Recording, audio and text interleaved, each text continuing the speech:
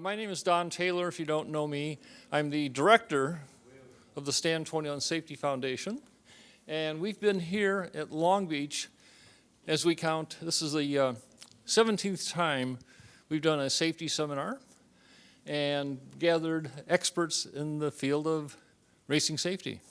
And so today, it comes thanks to Mr. Yves Morzeau and his sons, Yves being the founder, president of Stand 21, and the creator of the Stand 21 Safety Foundation, which supports this activity here. We're also at the SCTA El Mirage event in November, December. We're at PRI show every year. We do events, safety events with SCCA, with the vintage car series, vintage Indy cars. So we do what we can. It's a small organization. We do have a website. We have a lot of videos of past seminars. We've had a lot of great experts, we'll mention that in a little bit, speaking here. And right now, though, like a few words of introduction here. Yves, can you welcome our guests?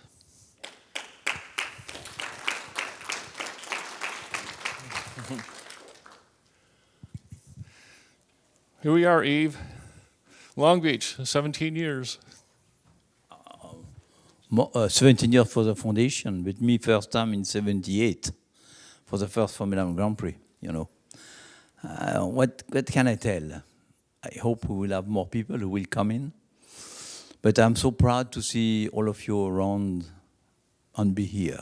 It's an honor to me. It's two big things now. It's in 78. I started in 69. It was no safety. Like was telling Jackie Stewart, in 69, sex was sure, racing was very dangerous. Today, sex is no more sure, but racing is a lot less dangerous. You know, it's a long story. You know, when the last people who was killed in Formula 1, it was 10 years ago. The one before was 20 years ago. He said, it's completely different today compared to our day. In our day, every year, it was 1 to 2 people. Between 60 and 70, it was 17. Between 70 and 80, it was, I think, 9 or 10. In the 80s, it was maybe 5, 6. Now it's no more a subject. When you see a Formula 1 driver today, a modern Formula 1 driver, it's a hero. He's a movie star. It's completely different compared to this time. At this time, the racing drivers were hero, but were killed a lot of times. And that's why, when I start my company in 1969, and if you will see the movie of my life, you know. That's it's difficult to compare, and I don't want to compare. Today is a certain sort of racing. Before it was another sort of racing, but now it's time to me to thank you all of you, but also to ask my two sons, Roman and Christopher, to come, because I have to you know, at 78 you don't know if you will be here tomorrow. Maybe yes, maybe no. C'est la vie. And it's an honor to me to say, after 56 years on the head of the company, I pass the relay to my kids, to my son, Roman and Christopher. I'm very proud. And for that, we have a relay baton for the Olympic Games in Paris. Okay, we bring from France to show you that it's an honor to me to give that.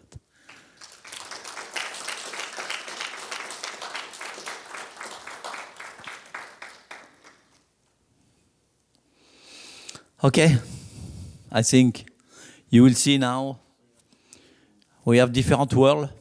We have first SFI.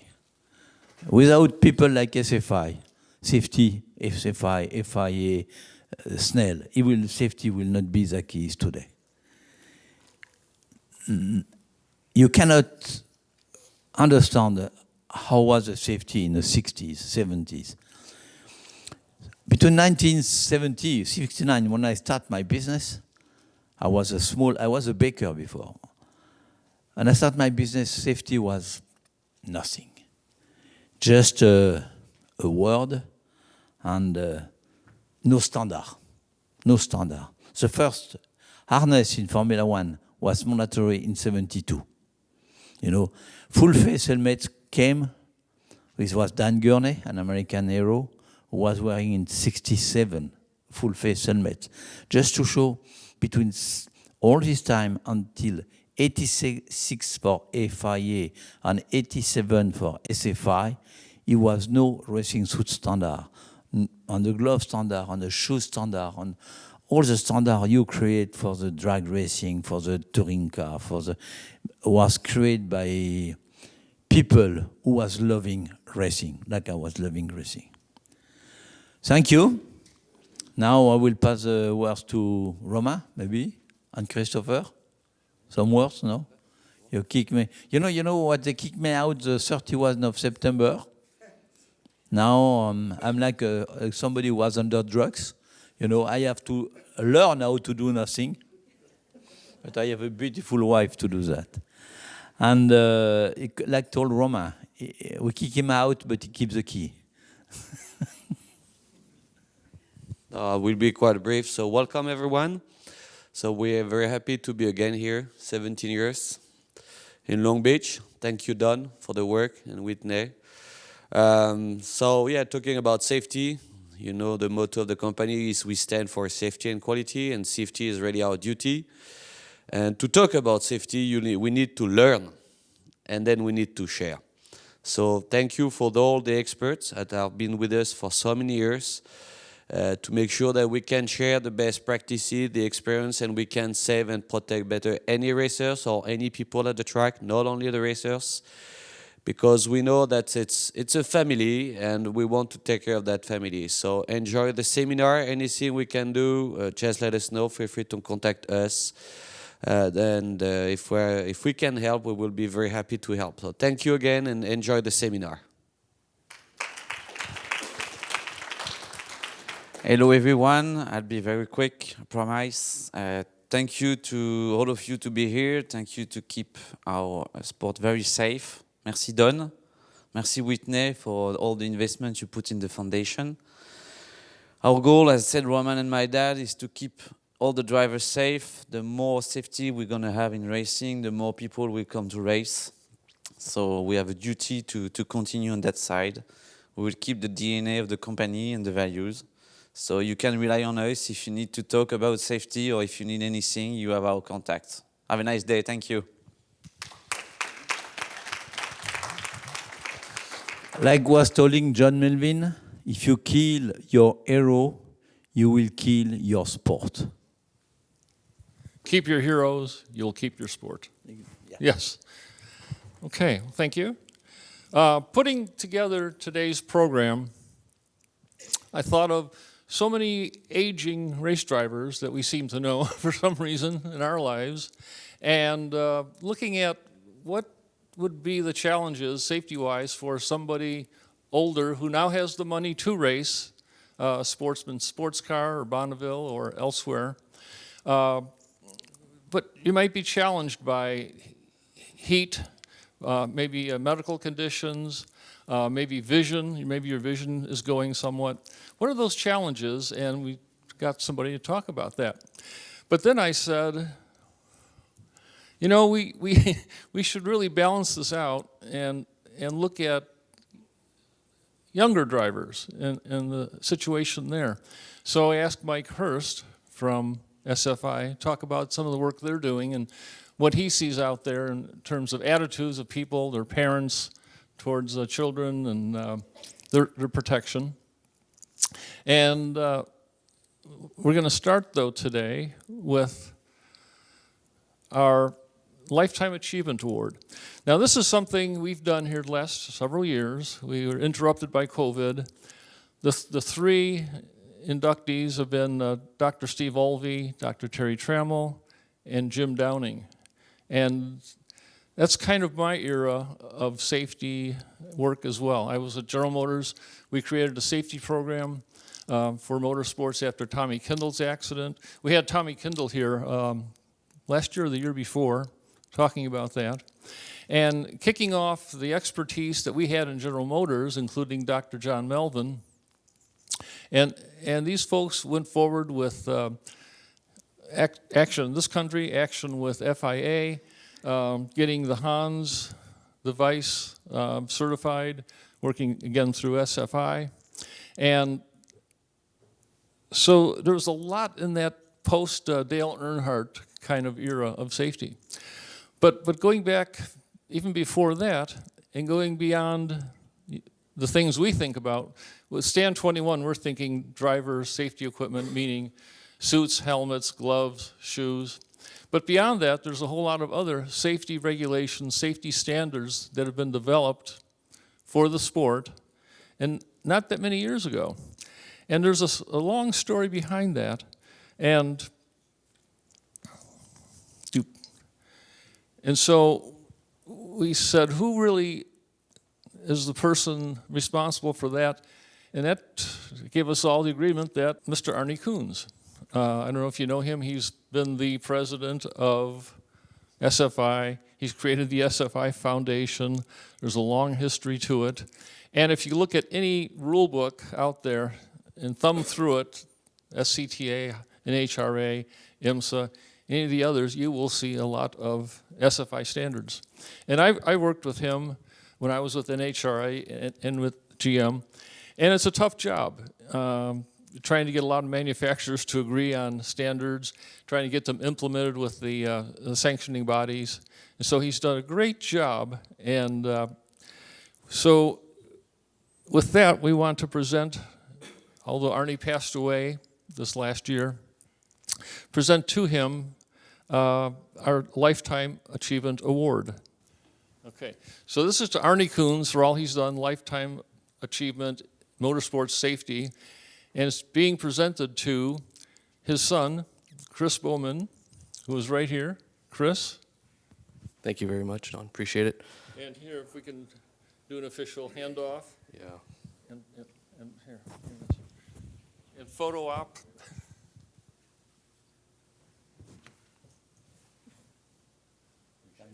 Say some words when ready. Thank you very much.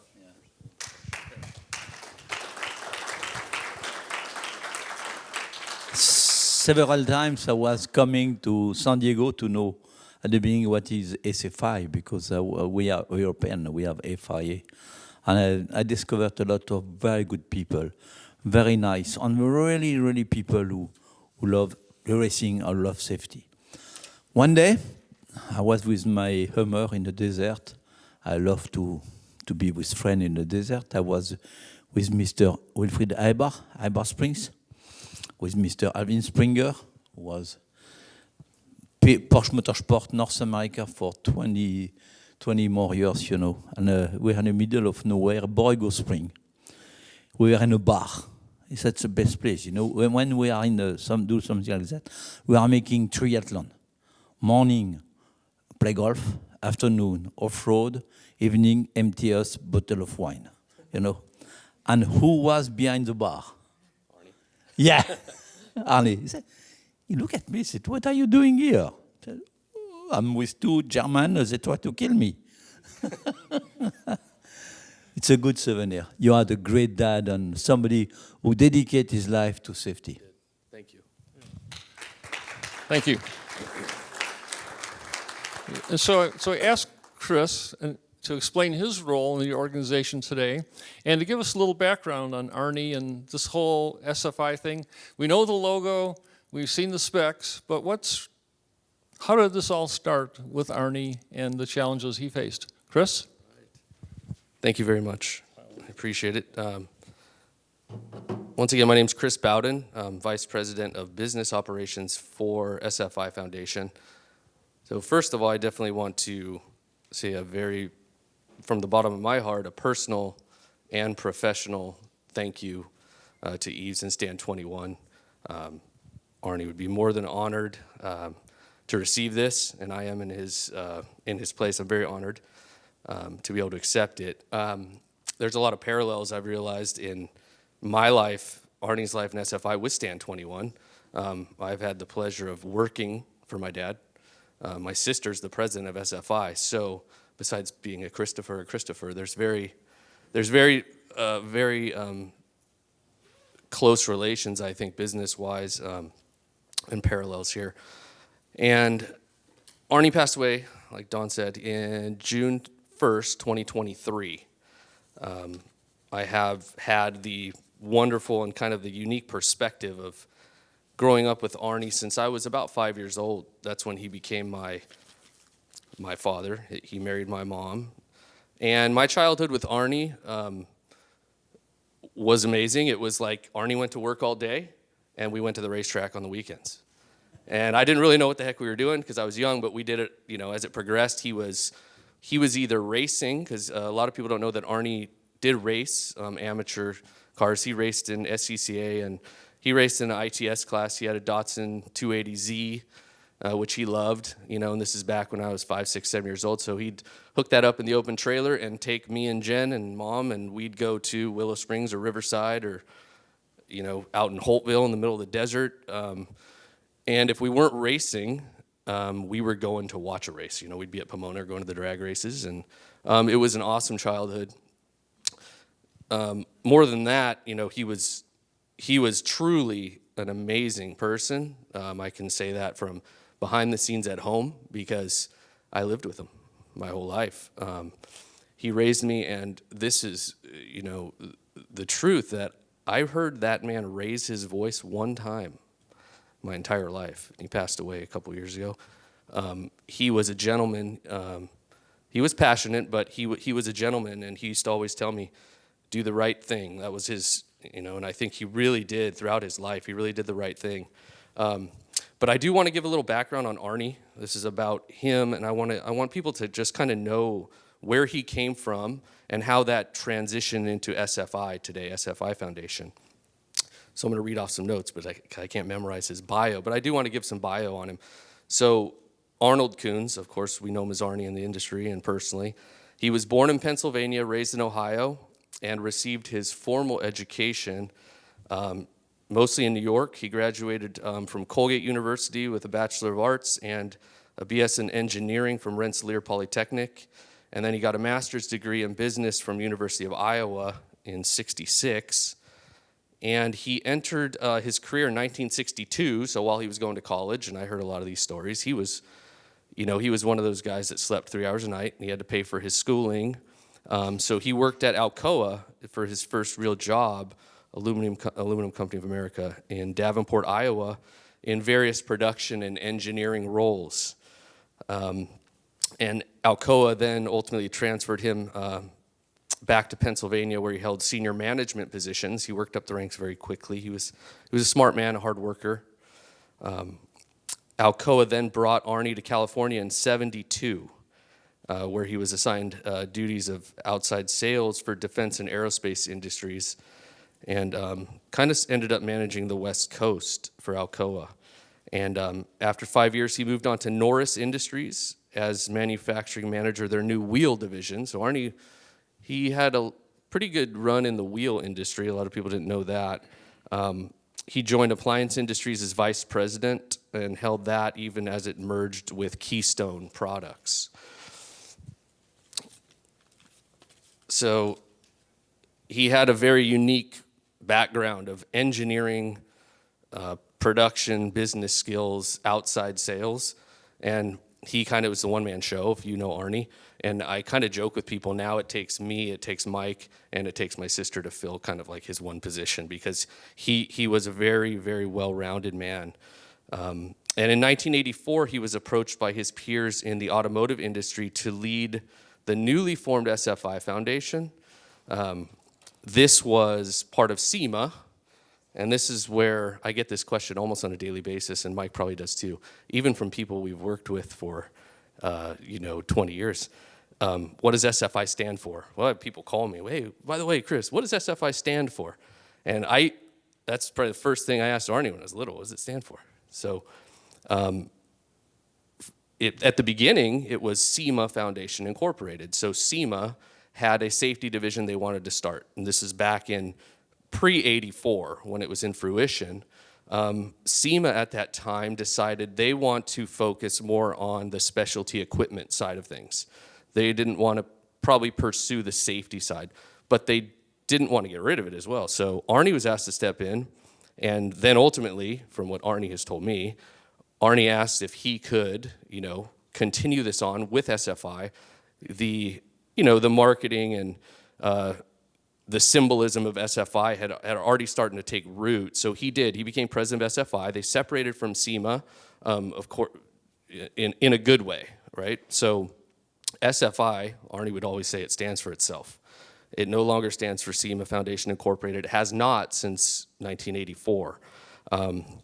So SFI, a lot of people were under the assumption still today that it stands for Safety Foundation. It does not. It just stands for itself. We've kept the name. And so Arnie at that time created a really innovative system, creating minimum performance testing standards for products, right, to help reduce the frequency of failures of parts in the racing industry. This is what he was doing.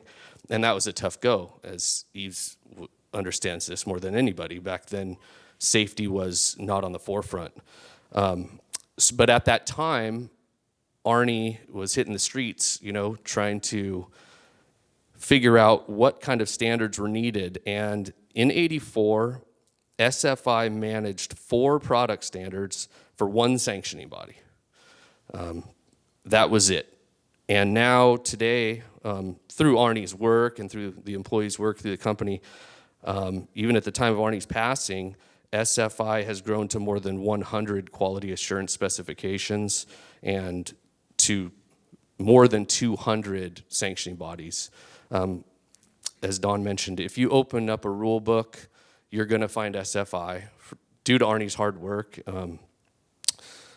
And along the way, Arnie built countless relationships. I mean, I can't tell you whether I'm at the PRI show or I'm on the phone or I'm in a meeting. It doesn't matter where. Everyone knew Arnie, and nobody's had a bad thing to say about him, which is unbelievable to me. I do have a different last name than him. So a lot of people don't know that I'm his son. And I'll get into some deep conversations about Arnie at meetings or at dinners, and they don't know until I've had an opportunity. And I've never heard anybody say a bad thing about Arnie, and nor do I. He was just a wonderful man. He was able to work with top safety pioneers in the industry, such as Stand 21. And before I wrap it up, I do want to just mention some of the awards, because I know he would never list these, but I will, since he's not here, and I want to brag about him a little bit. So along his career, Arnie was honored with the Sports Car Club of America George Snively Award for outstanding contributions to motorsport safety in '95. The United States Auto Club Jack O'Neill Award for motorsport safety in '96. The SEMA Hall of Fame Award in 2002. An NHRA Wally for professional contributions to drag racing and high performance industries. SEMA Motorsports Parts Manufacturers, Hall of Fame in 2016. The British Drag Racing Hall of Fame's Lucas Oil Global Achievement Award in 2018. And the Society of Automotive Engineers John Melvin Motorsports Safety Award in 2021. And now this wonderful award, which I can't thank you enough, Stand 21. Arnie would be absolutely overjoyed by this. He was a humble man, but he did enjoy occasions such as this. And so on his behalf, and Jennifer Fay and Mike and everyone at SFI, I want to thank everybody from the bottom of my heart for this award. Thank you.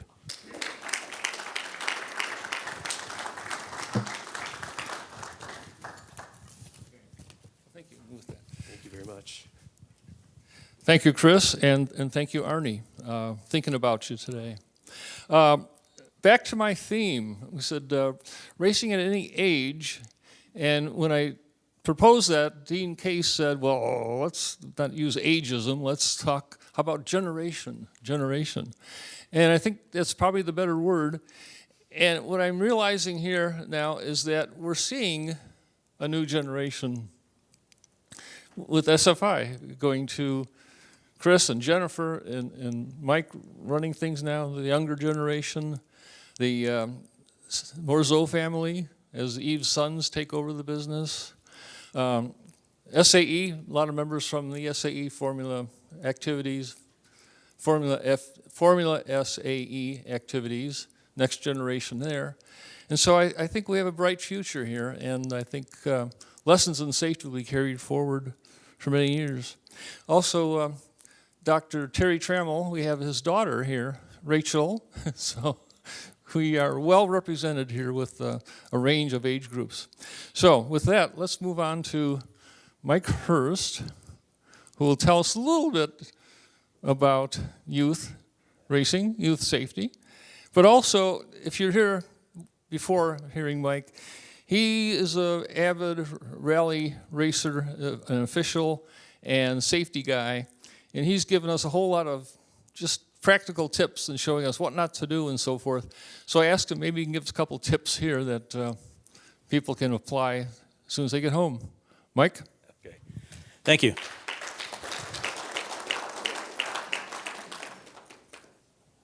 Starting where Chris left off, and really, I'm not really part of a youth movement anymore. I think it's more Chris, and going forward, and the company's going to be in good hands, with Chris and Jennifer. So I feel good about that. Feel good about the future for SFI, and just to recap where Chris started. SFI is it's a nonprofit organization. We serve racers in the racing industry, and people ask, where do specs come from? Do we just grab them out of thin air?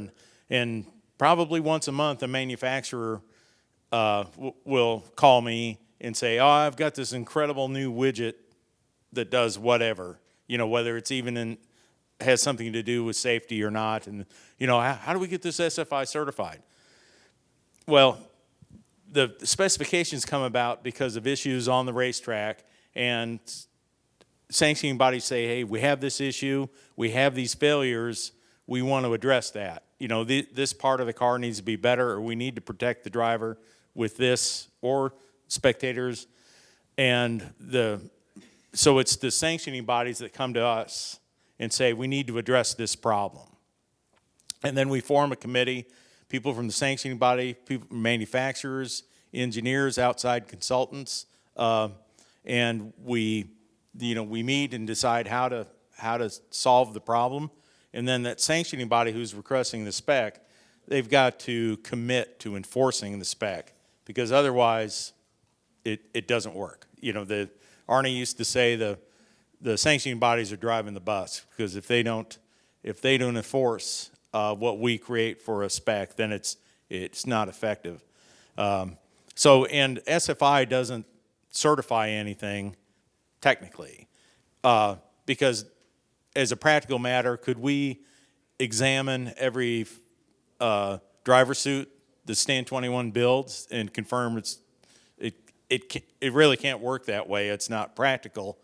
The manufacturers certify that their products meet an SFI specification. That ability to certify requires periodic testing, other legal requirements. It's like a quality assurance program. And then there's audit testing that's done to make sure that they actually are producing what they validated in our lab. And going back to talking about the 80s and 70s, if not for standards, who determines if a harness is strong enough or the thermal protection in a fire suit is enough?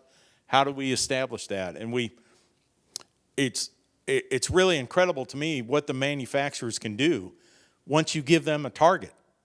I saw this, the first program that I was involved in 2012, when I was hired, one of the first things was the NASCAR seat program.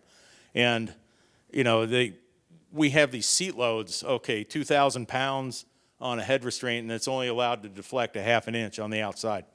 How do you make that? The seat's going to weigh, that seat's going to weigh 100 pounds. And it's like, but give them give them 6 months, 8 months, 10 months, and they start working on that, and they could build a seat.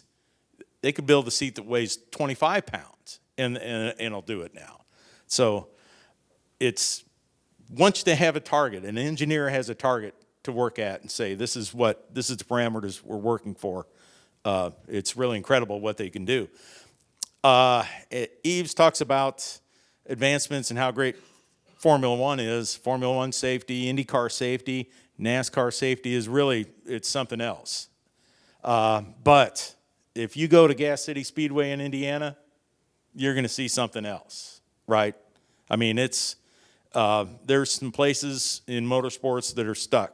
They're still in 1958. So there's still plenty of work to be done. And also, that brings up another thing about SFI is we try to be very efficient because all the safety in the world doesn't work if the racer can afford it. So it's important to have programs that benefit the grassroots racer and is affordable to them. So we also operate a test lab in Poway, California. We probably do more. If you look in the bottom right, that's a thermal performance test for a fire suit. That machine runs every day. I'm sure we do more of that than anyone else in the world. In the lower left, that's a seat test fixture for the NASCAR and sprint car seats. We do lots of strength and materials. We utilize outside labs. We don't have like in the lower right, we do the validation for Hans devices at a laboratory in Indiana. Wheel testing is done in outside labs. We have the fire suppression system testing. That's our lab, but it's conveniently located like 2,800 miles from my office in Pennsylvania. But they don't like us setting off big fires in California. I don't know why. And more things is like Chris said, 100 different programs, strength and materials for many specs. That's and clutches, and the quantity of these parts that are being used. The grassroots racers. Jen was telling me about this not too long ago about say like harmonic balancers on engines and automatic transmission flex plates. The labels are serialized. We're in the millions on those labels. So the use of it is really, when you talk about the scale of the market, it's really impressive sometimes. New things we're working on. We've just published a new sprint car. It's like sprint, midget, champ dirt car, fuel cell bladder, because basically there was no fuel cell spec being used in those cars. One was written years ago, and then we had the problem with enforcement. World of Outlaws is committed to enforcing the new bladder spec, so we're hoping that'll bring about a nice improvement in the performance of their fuel bladders. It's a difficult nut to crack on the fuel bladder on the sprint car because it's just hanging off the back of the car, so it's subject to punctures by say broken suspension pieces, the bumpers of other cars. So we've really focused on ramping up the puncture resistance of the bladder for that new spec. I've been working with Terry Trammell on a new IndyCar seatbelt spec that is actually has gone to our board for final approval and should be approved any day. So me, rally driver, more of a history in racing and event management than just pure engineering. Arnie hired me, said he didn't want some egghead. He wanted some guy who could turn a wrench. So and I'm also the SFI crash test dummy. And I was just going to touch a little bit on this because it's like I'm going to go into the youth thing too, but I'm an old rally driver. I raced 3 weeks ago in Missouri, and this is my kind of like upsides and downsides of things. It's definitely, I've done it for 44 years, and you can feel the difference on what you can and can't do. Don mentioned vision and everything. I could never see worth a damn, so I don't know if that changed. Night vision, yeah, it's not as good, but thank God they invented these LED lights that are just like incredible compared to what we had in the 80s. So that's nice. You know, mental and physical fatigue and physical strength, yeah, there's a difference. You know, you try to stay in shape, but when I could do everything and not get tired, you know, I was a great big guy. I weighed 240 pounds back in the 90s, you know, but, you know, nothing bothered me. Now it's tough. The advantages, your knowledge. You know, most old guys have been around, you know, your knowledge of car setups is going to exceed those young guys who are crazy and just starting out. Knowledge of strategies, know when to push and when to conserve and when to conserve the car. Hopefully, if you're an old guy, your financial resources are better. The interpersonal skills, dealing with sanctioning body officials, maybe having a reputation, you know, a good reputation, you know, and like they say, old age and treachery. So, but moving on, and when Don asked me to speak to issues to youth drivers and smaller drivers, I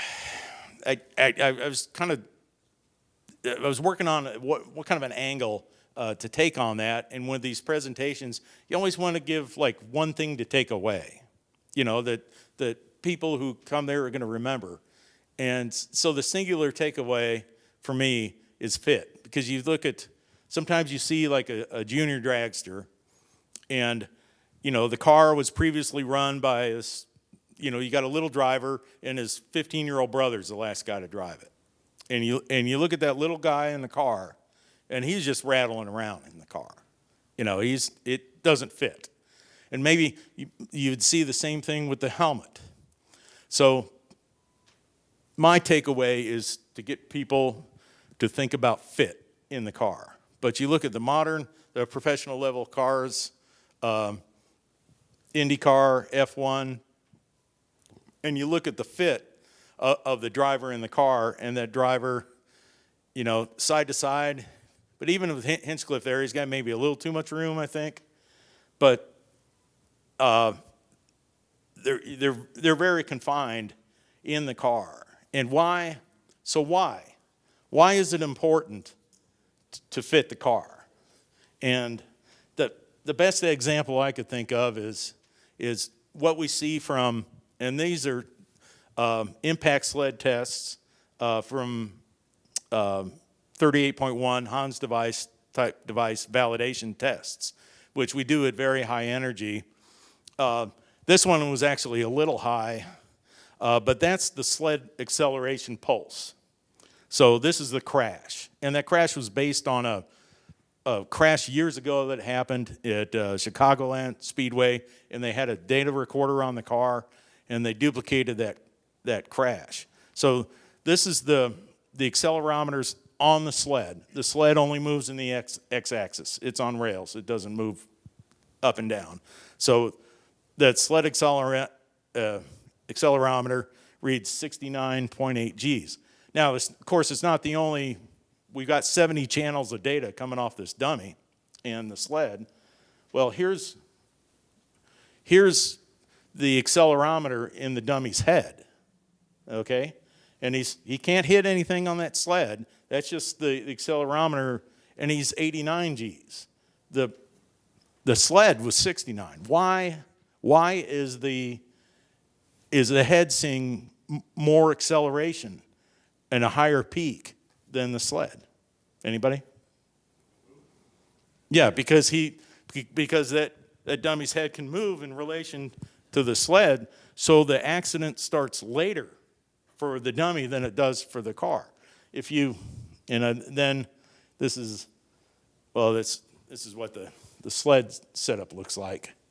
And actually, this is a rear firing sled. We don't crash it forward. We accelerate it backwards, which creates exactly the same impact. The advantage is when we set up the dummy, we don't have to worry about him getting displaced as we accelerate the dummy up. So he's starting from a stationary point and accelerating backwards. So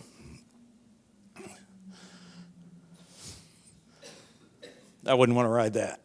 So I didn't go back into the CFV files and overlap the two pulses. I just did it by hand.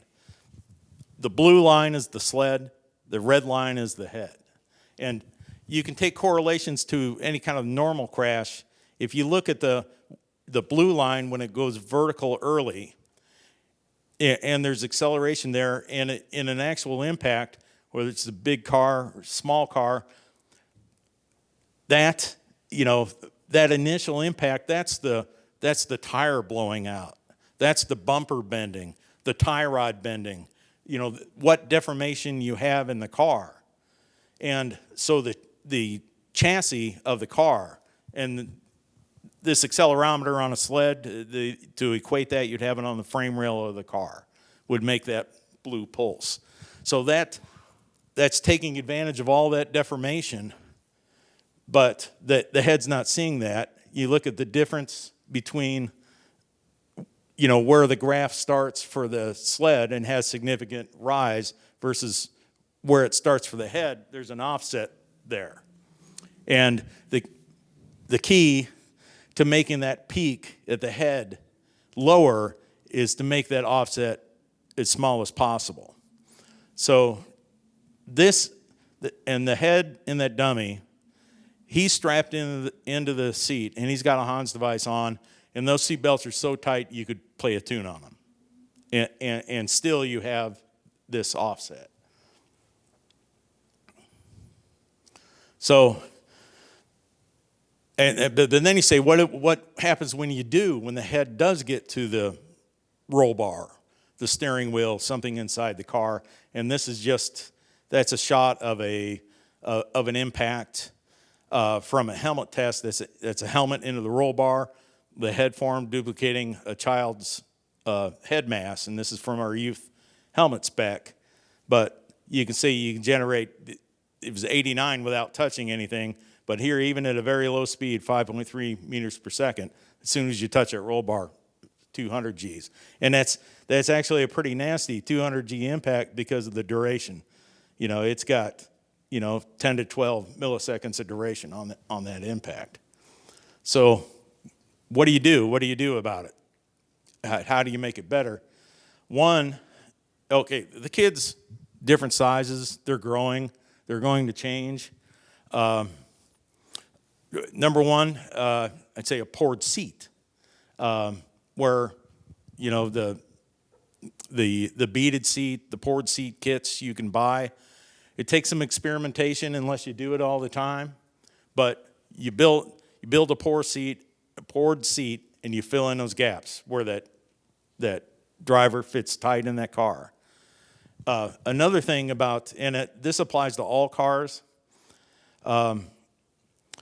adjustability. Now, race cars, they make everything adjustable. Even in a car with a solid frame, it'll have an adjustable clutch. We can adjust this. We can adjust the caster in the front end. We can change all these things, and everything's adjustable. But then you look, there's only one spot to mount the harness.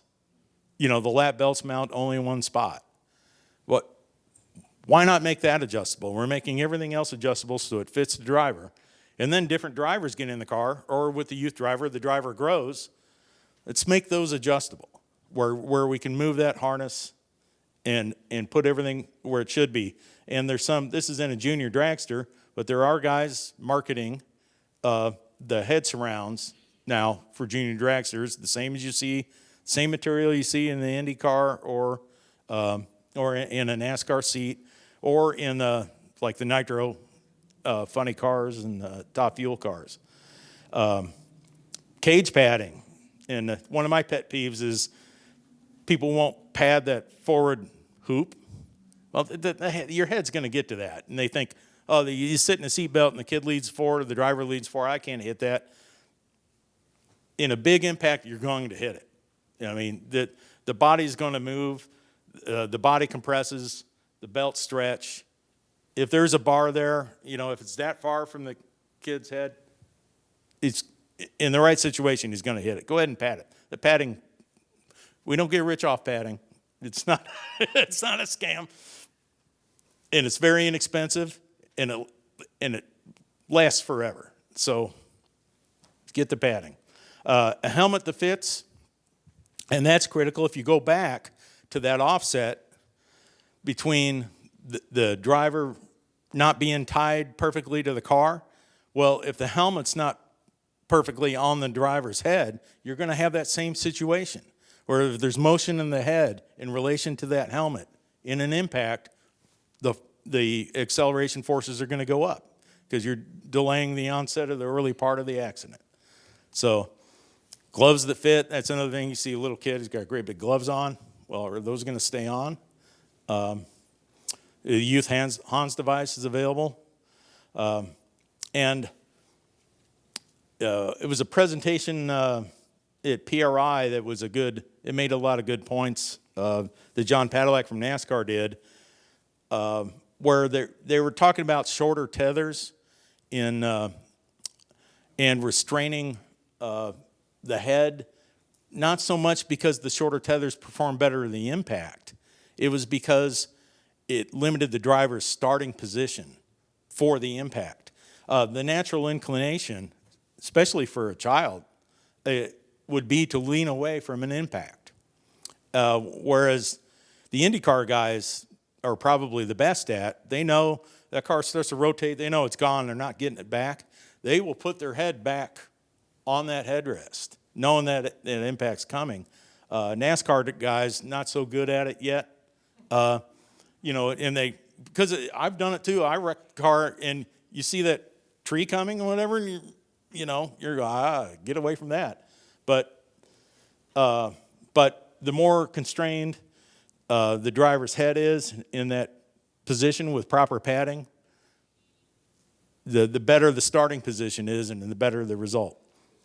Also, I always like put in there FR undergarments. I hate seeing guys get out of the cars, kids or adults, and they're wearing the dye-sublimated shirt, the polyester shirt, and that's another presentation I did before. That stuff turns into hot glue. I mean, not at a point where you're burned up. It turns into hot glue at a point where maybe you just have a blister or a relatively minor burn. Instead, you'll be going to the hospital and they with a wire brush scraping that stuff out of your skin. So that's no fun. So there's an example of the poured seat. The kid's getting fitted for a poured seat in the bag on the left. And there's an example. This from an ARCA car, but adjustable shoulder harnesses on the right. And I'm sure they did that because a lot of those have rental programs. Different drivers get in the cars. The other thing I wanted to talk about was, and we've seen this even in junior dragsters, youth electric powered cars. We did a battery test in 2023 at the Battery Innovation Center in Indiana, where we did nail punctures on small batteries. It was about this big, and then we experimented with different layers of fire retardant clothing, and we found that we put maybe about the same distance as our TPP test in our lab. We took like 10 layers of Nomex and put it in there and fired that off, and it burned through it in a tenth of a second. Where that amount of Nomex in the normal fire would have gotten 90 seconds of protection, and that fire is so hot. Here's an example of a battery fire in a junior dragster, where that cell is lit off, and the intensity. Usually, the intensity is not long, but it happens fast, and there is no garment technology that can protect against that. If we were to come up with a spec to protect against that, what it would be a medieval knight's suit of armor made out of 18 gauge steel, because anything else doesn't work. So, and this just gives an example of our heat source that we use for validation of SFI suits certified to SFI specs. And that's just an example of the heat, and that's the reference point for the heat. The red arrow points to basically this is a stole curve straightened out with the X and Y variable, but it shows 0.2 of a second to a second degree burn from our heat source that we use. Now you put a level 5 fire suit in there and you've got 10 seconds, but 0.2 of a second with bare skin. But this is the difference between that battery fire and the SFI test. The SFI test on the left and that amount of heat. And you can't even measure the heat flux close to it because the thermocouples, it just evaporates it. But from 3 feet away, that's the difference in heat between that battery fire. So my point is, and racers don't like this, especially guys in the electric car stuff, they want something trick. They want a carbon fiber box, and they really want a Lexan box, where you can see the batteries and all the wiring in it. No, 18 gauge steel. If it's not pretty enough, chrome it or something. But an 18 gauge steel box, it worked. Vent the box away from the driver. And what's wrong with an 18 gauge steel box? Hey, I got a fuel bladder in my car. What's it got around it? An 18 gauge steel box. So, okay, takeaway number 2.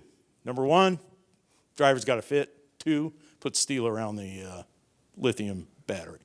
So, and I always like to include the counterfeit fraud issue.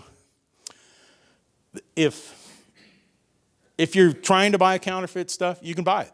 You can get on your phone right now and buy counterfeit, because if all your shopping is price, you're going to find it.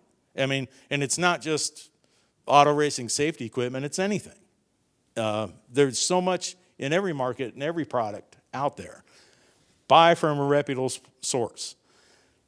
Stand 21 is not going to sell you a counterfeit suit. Summit Racing is not going to sell you a counterfeit suit. An unknown buyer who only has a Facebook page and doesn't have any business address or even a phone number, yeah, they're going to sell you counterfeit stuff. And we get those calls.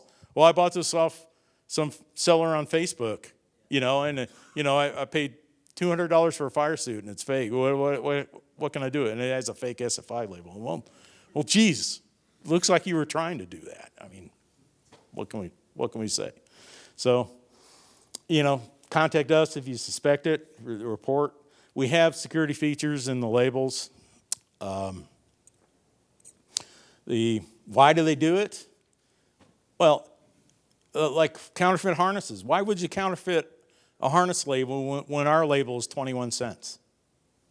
It would cost you more to make the counterfeit label. So, but the reason is they're skipping, 1, building a quality product, and 2, the validation, the actual testing, which is expensive. Should they really be skipping that part? But like I said, the cost, as I said before, all the safety in the world doesn't work if the racer can afford it. So we try to be very, very efficient on what we do. So, and this is, well, here's an example. This is a counterfeit. This is a panel off a leg of a counterfeit fire suit with a fake SFI label on it. So, well, thank you very much. Okay.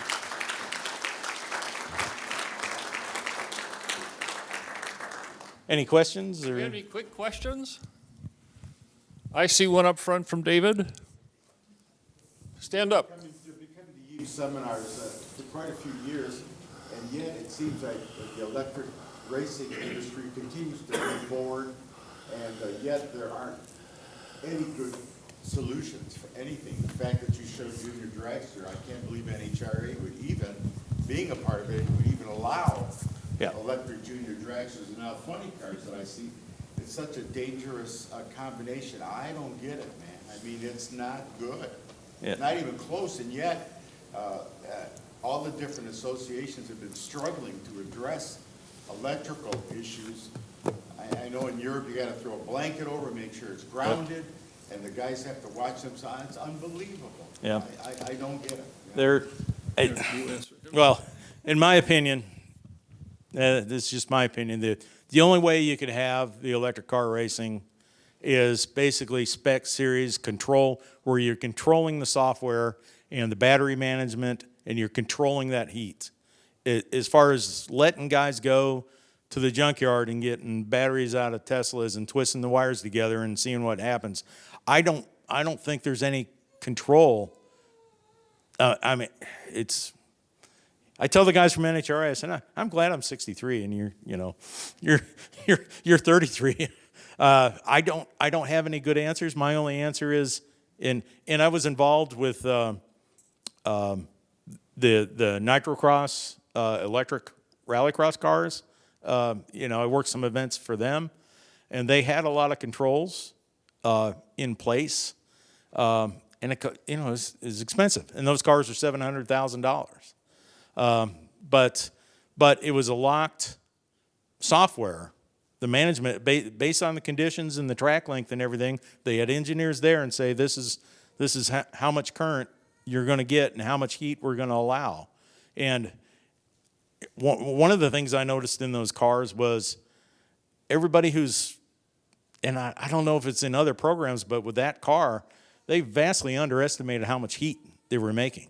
And I heard the same thing from the NASCAR electric car development, that the heat that it was making exceeds that of an IC car as far as trying to control that heat.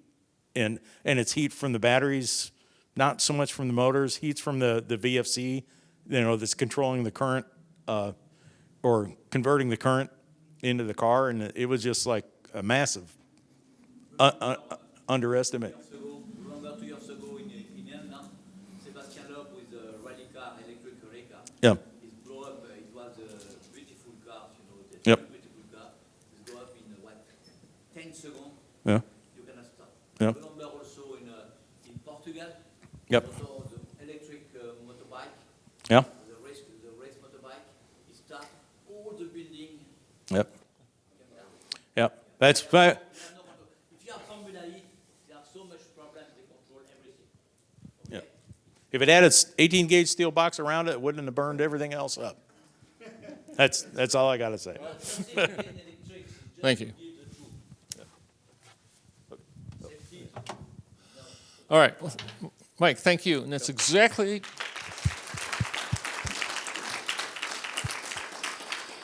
the kind of great advice we're looking for, and the notion about the fit will remain with us forever.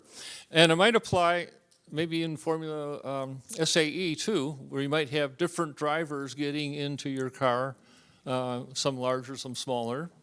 And so consider that. I think overall, though, when you look at youth and racing and safety, some good signs. We've thought of us being overprotective parents with the bicycle helmets and all these other safety devices. I think that's probably a good thing as it leads to racing, if they go on to racing karts or other vehicles, having that mentality to strap up the helmet, and the use of the Hans, and now that you look at the head surrounds in the junior dragster, I think that's a good sign. I think the examples that youth see today, starting with Formula One, and they will see their heroes, Lando Norris and Verstappen and Lewis Hamilton, and they have the Hans devices. They have a lot of protective padding in their cars. So that's a good example. Now, back in the 50s, examples we saw, and someone else may have the same memory, when a car crashed on the road, a regular production car crashed on the road, crashed into a bridge abutment or into a tree, typically the steering wheel shaft would go into the chest. And it would be like, yep, that's what happens. It wouldn't be like, what can we do about that? That came years later. But it was like, yeah, there's the consequence. There you go. And no thought for that. Thinking about it now, it's probably not so much a case of the steering column shaft coming back on the person, but the motion of the person without a seat belt flying forward into the shaft. and they come together. Yeah, but look at all the work that's been done since then. And also I'll mention on electric vehicle safety, that's a subject we've covered here. We also put together with University of North Carolina a special seminar just on electric vehicle safety. We had from Formula E, the guy from Williams. We had from IMSA, Robert Bosworth, who, did I see some IMSA people?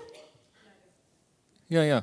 And of course this weekend, they are racing the LMP hybrid cars too, with a lot of precautions and a spec battery series and so forth, spec battery package. And also our friends from SCTA have added more electric classes, and they're facing the how do we inspect this and what happens if something goes wrong issue. So it is happening slowly. Yes, there are a lot of concerns about it, but it will happen, I think. But moving along to our guest driving speaker, Danny Thompson. Danny, will you come up here? And I know you need to plug in your presentation here. I met Danny when I was at General Motors racing years ago. And I said, what do I have from that era?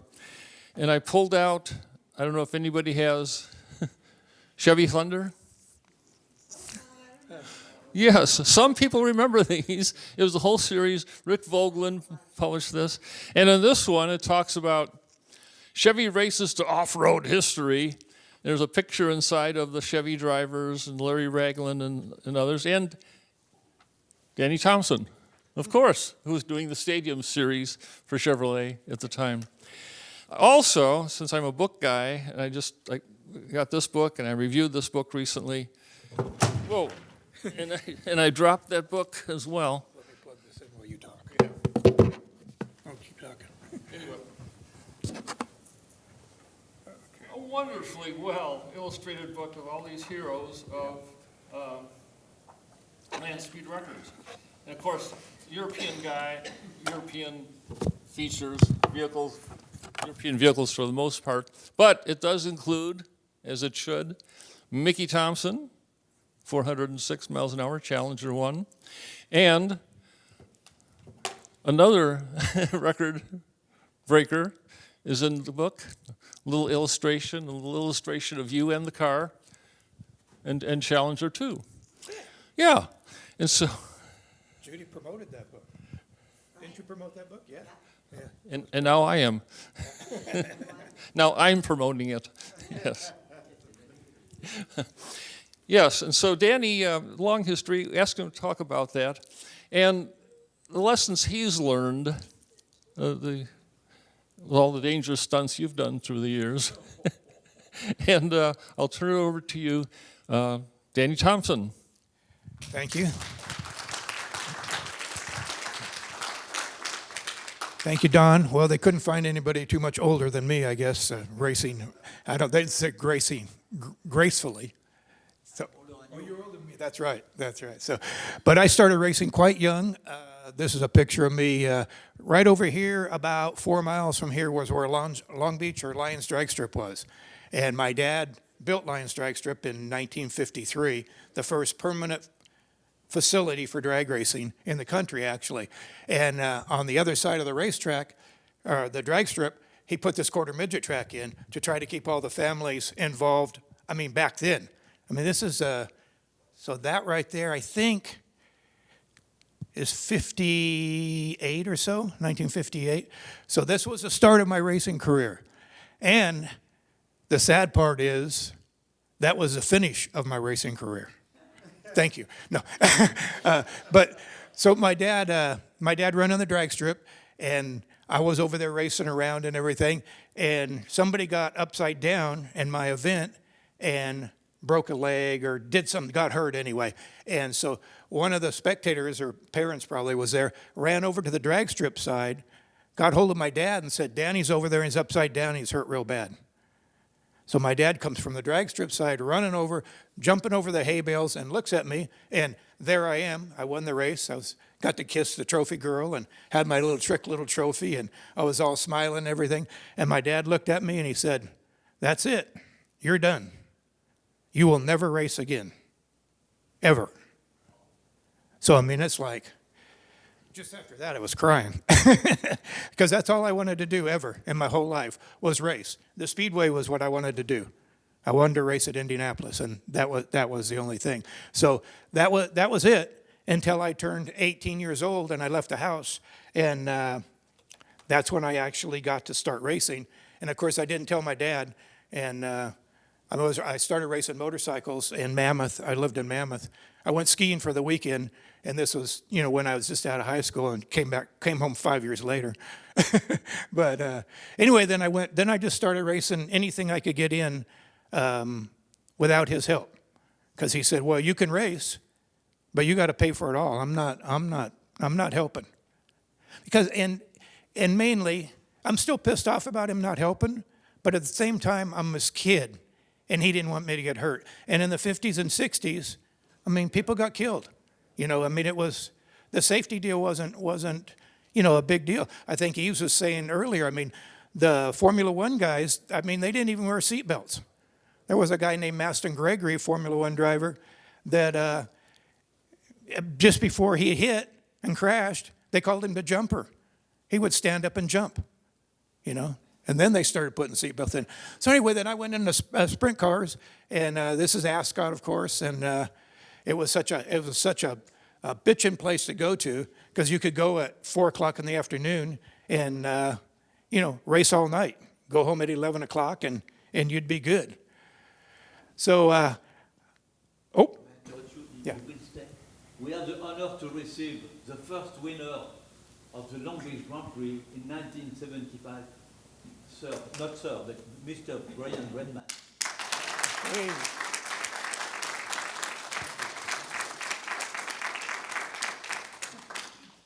Honored for sure. So then anyway, I'm back onto different kind of cars and stuff, and this is a Formula Hayashi, and I raced here at Long Beach, and I can't even remember what year it was. That's part of the age deal. But so I got to race Long Beach and got to have like the SCTA or SCCA guys right here, the corner workers and stuff. I mean, talk about safety. I mean, when you hit the fence, and I hit the fence, they're always right there. And these guys, having a beer after the races with these guys, they always got your back, and it's pretty darn cool.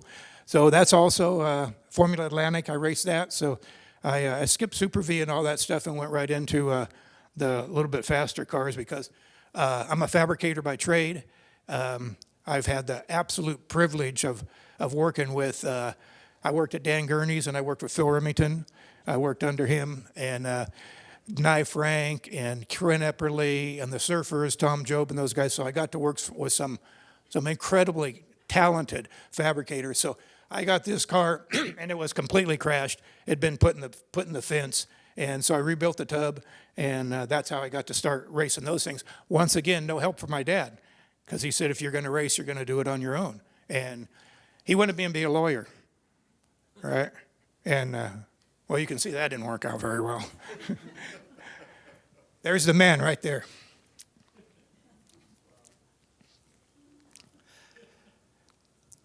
And he's telling me I did something wrong. I'll guarantee you that. But that's my dad, and what a hell of a man right there. I mean, that's I learned so much from him. I got to change the thing before I cry. Back to off-road. This is when I drove for Chevrolet, drove for Don, and the Chevrolet deal. That's right below the right rear tire is a air-filled Budweiser bottle that's 8 feet tall. So that's how high in the air we are right there. Those things, they were pretty amazing. We built those things from scratch. Started with just pieces of tubing and built them. The shocks, the red shocks up in the front are all air shocks. We built all our own shocks. The series was pretty amazing, and we performed in front of 60,000 people at Anaheim Stadium and San Diego, LA Coliseum, and had a good deal. Had a good run with Chevrolet. Now, that must be Chevrolet's fault or something. I don't know what happened there, but that's once again the corner workers at the MTEG, Mickey Thompson Entertainment races. I mean, they come save you all the time. But those cars, they were on such an edge. like if you came around, say, a left-hand corner and you were right in the middle of the corner, you could walk up and actually push the car over. That's how much on the edge they were. I mean, we were upside down. Well, testing one day, I got upside down 12 times. You know, so, but we rolled them back. You know, we made them so they would do that. Rolled them back on the wheels and went back in, looked at the stuff, see what we could do to make them be better. And so I got a lot of experience as a crash test dummy also. I moved on to Bonneville. I finally lost my, realized that Indianapolis wasn't going to happen. And I was getting older. I wasn't young enough and pretty enough anymore to get in one of those cars. So I started racing Bonneville, Bonneville's what put the Thompson family on the map. I mean, my dad in 1960 went 400 miles an hour. First American to go for 400 miles an hour. In a car that him and a guy named Fritz Voigt built in my dad's garage in El Monte. So, I mean, it was, there wasn't any engineering, you know, papers or drawings or anything like that. In fact, Sir Malcolm Campbell had asked my dad, he was running up there at the same time, he said, Mickey, I try to do a limey accent, but I can't. He said, Mickey, can we see the drawings on your car? Because we'd like to see all the aerodynamic numbers and all that kind of stuff. My dad said, no. And the guy was kind of like, excuse me? He says, no. He says, why not? He says, because they're on chalk. They've been written in chalk on the floor in the shop. So my dad and Fritz took 4 Pontiac engines, put them on crates, took a piece of chalk, made a line all the way around the thing and said the car's going to be this wide and this long. And that's how he started. You know, and my dad didn't even finish high school. Well, he did finish high school. My mom finished for him, you know, did all the papers and all that kind of stuff. So anyway, graduated to Bonneville. And then in what year was that? I think 2011, I was driving for Ford in this Mustang at Bonneville. And we had driven the year before for Ford and went 258 miles an hour up at the Salt. And then, so my dad in 1968, when the Challenger 2 was running, and my dad had 3 Mustangs for Ford. And so he had a red one, a blue one, and the yellow one. And what we were trying to do in 2011 was emulate what my dad did for Ford for the launch of the Mach 1 Mustang. So we ran the blue one the year before, then we built this one. And we took it to the wind tunnel. We thought we got everything right, and we didn't. We had the center of pressure in front of the center of gravity, and the thing lost complete control at 264 miles an hour, and that's how it ended up. So the thing took off. It went 25 feet straight in the air. It flew 1,100 feet through the air. It rolled 7 times. On the 6th of 7th rolls, it saw 64 Gs. Now, this is when the Hans device first started happening, and I had the Hans device on during this wreck. And we had an in-car camera. I don't have that footage with us, but on the 6th to 7th rolls, now this is with all the seat belts, everything, 6-point, everything was, I mean, it was bolted tight. I couldn't hardly breathe when I left the start line. And my head went underneath the steering wheel. It moved 18 inches. Nothing broke as far as like seat belts or seats or any of that kind of stuff. But that's how far the body moved inside the seat belts. So, I mean, it just tells you how important. You can't be in there tight enough and you can't be in there secure enough and have enough safety equipment. So fortunately, I wasn't hurt. I towed the thing home the next day. So now, this is my love right here. Now, this is a car this was the car when we were running the Mustangs up there in '68, and that's when it was built, in 1968. Ford Motor Company and my dad put it together, and a bunch of really, really talented Southern California drag racers and fabricators. So in '68, they did all the Mustang stuff. My dad and Danny Ungaius driving set over 330 national and international records up there on endurance tests. They ran that yellow car, or the original yellow car ran 24 hours, 256 mile an hour average. I mean, 156 mile an hour average. So, I mean, for 24 hours. So it's, that was with pit stops and everything. Now it was a 10-mile circle and on flat, dead flat. So no bank to hold you in or anything like that. And running at night with smudge pots for lights. That's how you found your way around.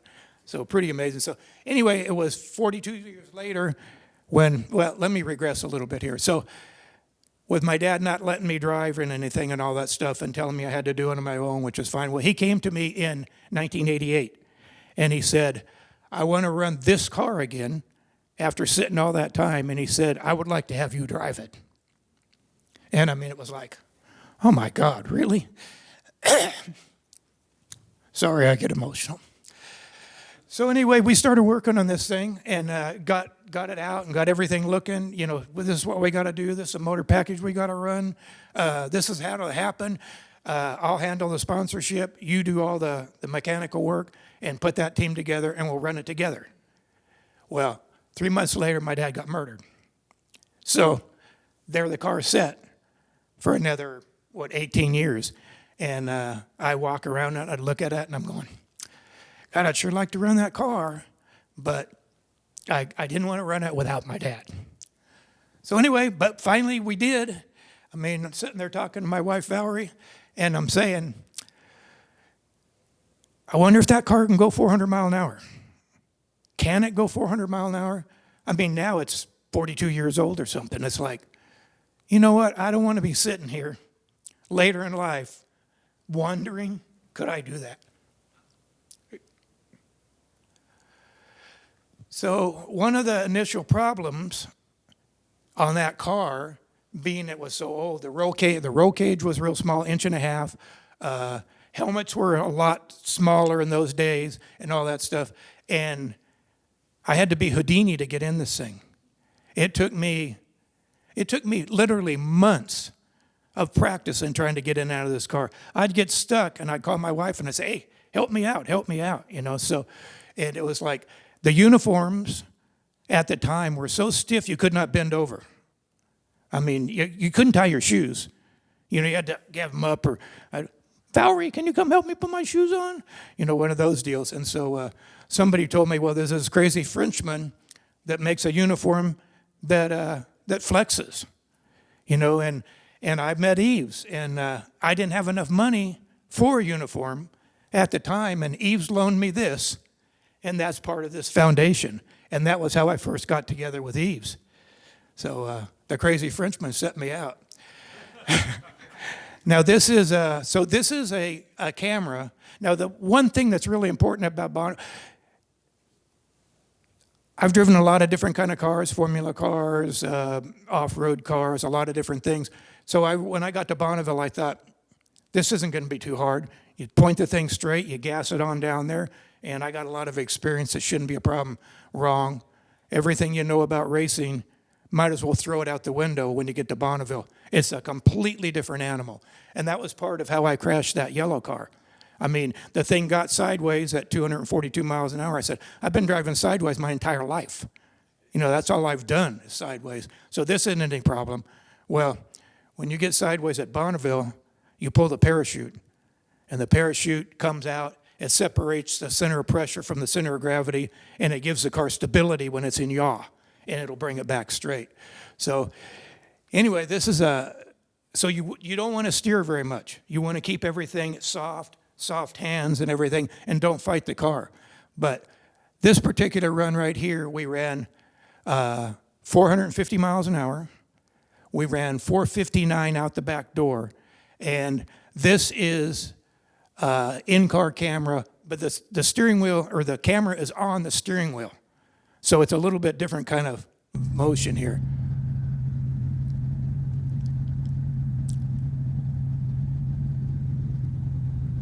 So leaving the starting line here, and off with a push truck. And the truck pushes me about 10 to 12 miles an hour before I,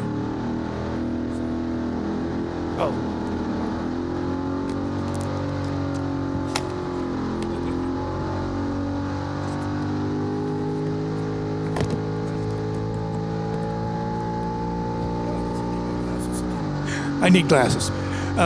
Anyway, so this is the thing going down there, and as you can see, it's not really turning very much. It looks like much, but when I got to about the 4 and the 3, so Bonneville, you run from 0 mile to the 5 mile, and then they time you between the 2 and the 3, 3 and the 4, and the 4 and the 5. So coming up here is between the 4 and the 5. The thing's going about 430 miles an hour. And right there, I hit a little bit of a crosswind, and that's how much steering's going in that thing. I mean, and my eyes are open too. That's pretty amazing. So, but though that's just kind of what we see from inside at those kind of speeds. And at Bonneville, it's harder than heck to get to whatever that speed is, 450. But the equal problem is trying to stop. And Bonneville, it's getting stopped is got 2 parachutes, and that's mainly because you're not going to put the brakes on at that speed without smoking them off right away. But so that's just kind of what the thing looks like from in car. And what do you get at Bonneville? So if you go over 400 miles an hour, and there's only I think Lee could correct me on this. I think 12 people that have ever gone over 400, and a bunch of those are jets. So I think it's either 5 or 7, Lee, is that right? 5 or 7 people? Yeah, 5 people that have been over 400 miles an hour and set a record. So, and what do you get for a prize? You get a hat, a black hat. So anyway, that was, getting that hat, whoa. But now the car's going sideways like this. Dry sheds hits the salt, comes back in, tears a whole bunch more stuff up, and got flipped back out, came back in again. And it tore the car up from the rear engine to the tail section. It just destroyed everything. And that's kind of what was left of that. So, escaped, dodged another bullet there. And but that's, you don't want to see that kind of stuff. That's what you get at Bonneville, and Lee will look at that and say, that's right there, that's the gospel. You can do all the bullshit, all the BS that you want, and all that different things saying, oh yeah, I was going 450, I was going 515 miles an hour here. But when you get that timing tag, and you can see mile 3, mile 4, exit speed in mile 5, that's the real deal. That's where all the BS stops, and that's your tag. So that's what we go through. So at Bonneville also, to get a record, you don't get to do it once. So you go down, and if you exceed the existing record in your class by, I think, 1% or something like that, then you go back to impound, and you got 4 hours to work on your car until you run it the next morning. So that's an example of that's all the body work. There's 86 pieces of body work on that car to get all that stuff off. And we have 2 engines, 3,000 horsepower each engine, 87% nitromethane. And I don't know if you know much about nitromethane, but that stuff is badass. I mean, it makes power. We on our down run, we went 446, and on our return run, they gave me 3% more nitro, 3%. And for the next day, that was 600 more horsepower. 600 more horsepower. Now, it shortens the fuse, but it'll make it. So in between our runs, we take the motor apart, do the bottom end, go through all the bearings, front and back motor, and you got 4 hours to do that. And the SCTA officials, they're right there. So they make sure, that after 4 hours, all that stuff's got to be bolted back on. You got to be on the trailer. And then the next morning, you get to make your return run. And so that's what we do in between runs. So now this picture, Lee Kennedy can attest to this. So that is return run morning. You get to come in at 5 o'clock in the morning, and you get the car ready. So we got to warm it up. So all these people are, they're getting their cars ready, and that we got to warm 2 engines up. You got to preheat the oil, warm it up, and it is so intense, because now you're going to go out. There's another thing about Bonneville now. So we run basically once a year, twice a year maybe. In August is their big event. Now, in this car, it runs 400 miles an hour. You haven't driven for a year. You don't get to go out and make 3 laps like out here, maybe change a spring, change an anti-roll bar, something like that. You haven't run for 1 year. You bolt yourself in that car, and you go 400 miles an hour. Hopefully go 400 miles an hour. So anyway, so you go 400 miles an hour, or in our case, 446. So now you've qualified for the next run. But it's way harder. It's way harder to do it twice within that deal. So that's the intensity you get in the morning. Now, we're just about ready, and we get that thing all ready, and Valerie, my wife, she comes over and she says, look, there's a guy with a Carmen Ghia, right? Now, Bonneville, you can run anything as long as you pass safety for that particular class. And this guy was maybe trying to go 100 miles an hour. So the car is sitting there all by itself. We got 18 people, and we're thrashing. Everybody's just da-da-da-da-da-da-da. And this car's sitting over there by itself. And Valerie taps me on the shoulder, and here comes this guy in a station wagon with his wife. They pull up to their car.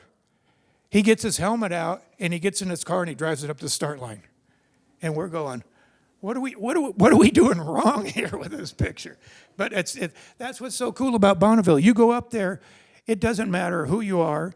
You can go in anybody's pit, and they're not going to throw you out like they might do here, or taking pictures or anything like that. You hang out for very long. Pretty soon they're making you a sandwich. You know, they say, well, give me that wrench over there. And pretty soon you're helping them. And that's the best way to start at Bonneville. If you want to go up there, you go up there and you volunteer. And everybody is cool. I mean, there's no real egos or prima donna crap up there. It's like, and you hang out with a team and work with them and kind of get a feeling for how that all goes. And pretty soon the next year you're there with your own car. Okay, that's my mom. And my mom was with my dad when he went 400 miles an hour in 1960. Here she is the morning we went 450, and a friend of mine caught her. That's a candid shot. She was over there kissing the wing before we went.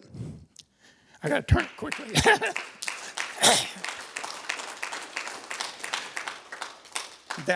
That's my view right there.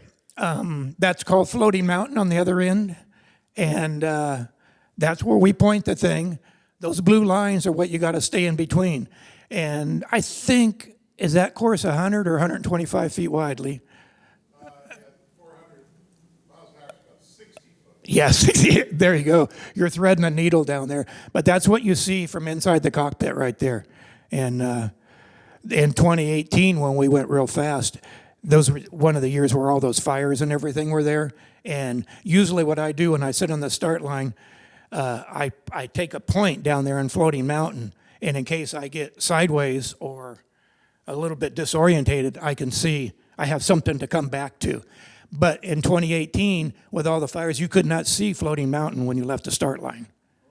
I mean, you couldn't see it, and you're laying way low. So anyway, the other element that you have to deal with at Bonneville, which is you don't have any control. Mother Nature has way more horsepower than any of us, and it's water.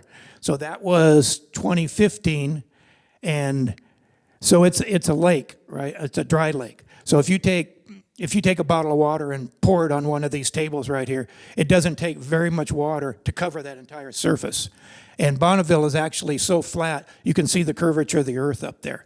So when it rains, I mean, it can flood like that. That's what we call into the road, lands in, and that was that year. So we didn't run Bonneville for, I think, 582 days because of the rain.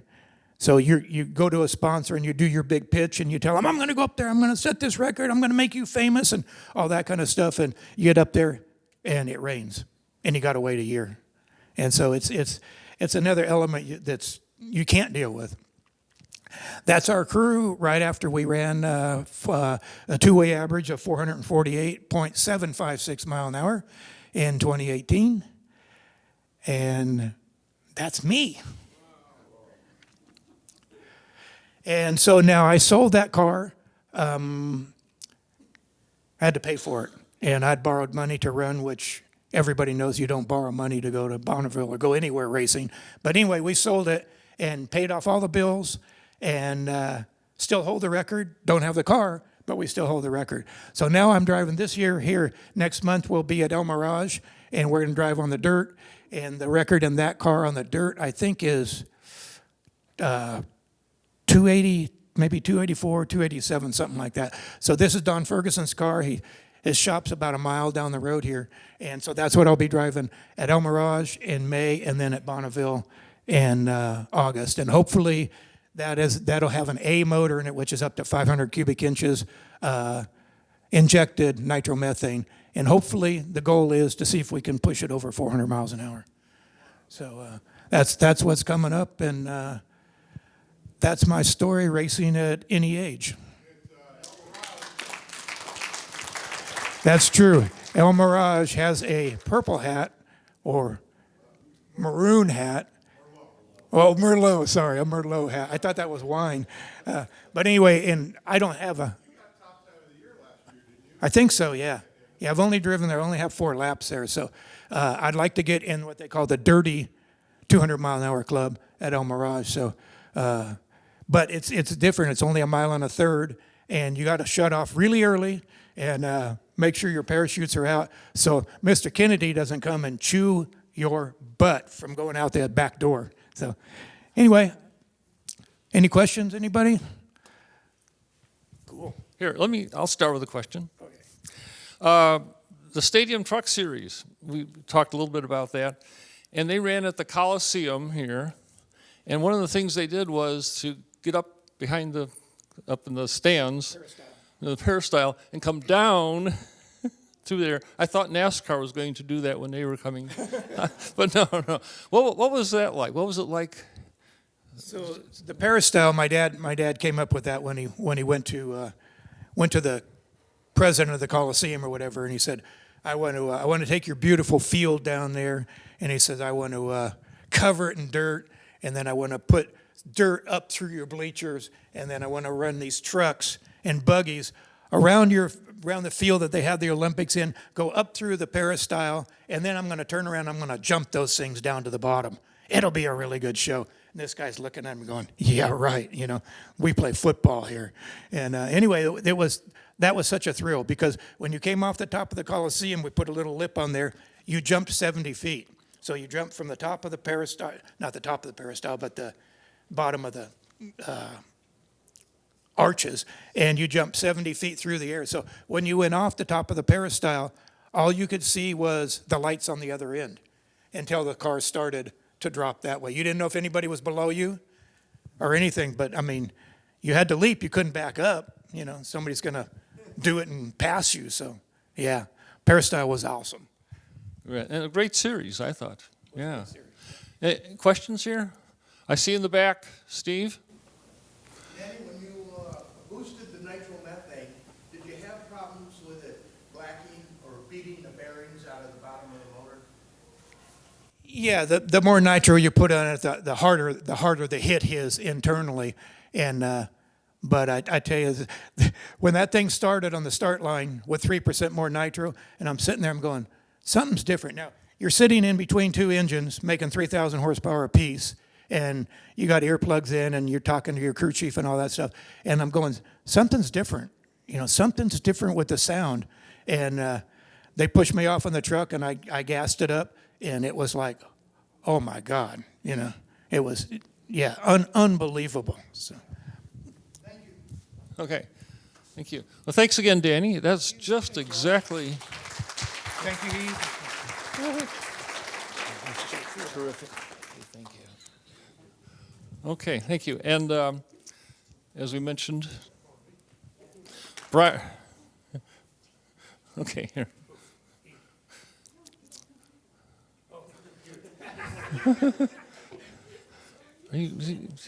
Yeah, well. Did you want to come up, Brian? There. So. I don't want to shake your hand before you talk. Thank you. Can you take a picture? Take a picture with Take a picture. Yeah. maybe Mike. Okay. Right here. Hey, gentlemen.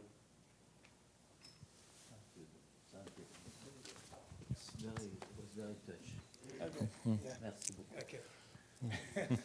Imagine, American, oui, typically American. And the French, unlike you. So Brian Redmond, veteran, sports car racer, endurance racer, Formula One. In recent years, a lot with the vintage car racing, and you got the classic at Elkhart Lake, correct? And here you are, coming out this weekend. Appreciate seeing you. And you go back to the days when drivers would be without seat belts, leap out of the cars, the tremendous fires and everything. Did you want to tell us a little bit about those days and how you see today's safety equipment in the cars and on the drivers? Thank you. Well, I started racing in 1959, but by 68, I'd pretty well got, pretty high up in road racing in Europe, and I was driving for the best long-distance team in the world, the John Wyer Gulf GT40 Ford, and because we'd won the race at Kyalami 9 Hours in November 1967, I'd signed a contract with 68. And at the same time, the Cooper Car Company, who did Formula One, they were actually going downhill pretty quickly, but anyway, they asked if I'd do Formula One. So by, January of 1968, we're having a really, really got pretty well up. I was being paid, $1,000 a race. Hey, big money. And it was dangerous. And in 68, half the Formula One Grand Prix drivers didn't wear seatbelts. It was because of the danger of fire. And they'd rather be thrown out or to be able to jump out. And I was actually in about 6 fires, and it was not much fun, really. But one year, my Formula 2 car, whistling along, the engine goes pop, pop, pop, like this, and it's on fire. So, I'd heard about these guys jumping out, so I had belts on, and I started to stand up. Then I looked at how fast I was going, and I thought, I think I'd rather stay in the car. So I stayed in. So in my second Grand Prix Formula One race, I finished third in the Spanish Grand Prix. And it was only really because everybody broke down, because the reliability in those days of all the racing cars was pretty bad, really. So anyway, the third race, well, first of all, finishing third, I'd started last in the race. And I'd not passed my teammate, Ludovico Scarfiotti, the Italian nobleman. And so on the little Fiat convertible going round after the race, there's Graham Hill, the 3-time world champion, and Denny Hume, another world Formula One champion, me. And I'd been waving to the crowd, like this, and I turned to my right. As I turned to my right, Graham Hill turned to his left, and he saw me, really, for the first time. His jaw dropped, and his arm dropped, and he said, "Christ almighty, don't tell me you were bloody third." So the next race, the Belgian Grand Prix, at Spa-Francorchamps, the fastest, most dangerous track in the world at that time. The suspension broke on the 7th lap, and I had an enormous accident. I actually went off in one of the few places there was a barrier. Most of the track, it wasn't a racetrack, it was public roads, 8 miles, of public roads, very, very fast. But this particular corner, Les Combes at the top of the hill, it actually had a barrier. But as I rolled over the barrier, my arm got stuck between the car and the barrier. And so 3 wheels came off the car, and I'd landed right in the corner worker's post, So a corner worker was badly injured by one of the wheels. And he had a heart attack and a ruptured spleen, and I'm lying there in the car. It caught fire as well. And this arm that was injured, I was trying to drag it out of the flames, and there was total chaos. However, 4 hours later, I'm in the University of Liège teaching hospital, and they've been attending to the corner worker that was injured first. So this is about 4 hours later, and they get me on the table. And the surgeon, in those days there were no special surgeons. They were general surgeons. And the head of surgery at the University of Liège Hospital was Professor Ferdinand Orban, who'd been a Winston Churchill aide in World War II. So I knew what he was doing. So he looked down and he said, Monsieur Redmond, it may not be possible to save the arm. I smiled. I said, thank you, Professor. He says, why are you smiling? I said, because I'm here.